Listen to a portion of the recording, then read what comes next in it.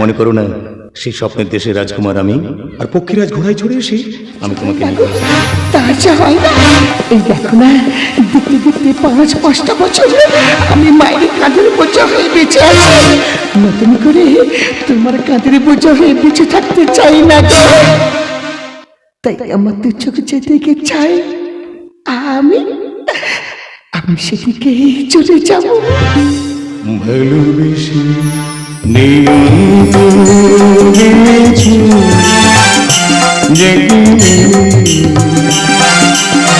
অসীমের নেশাটা এক সুর নিয়েছি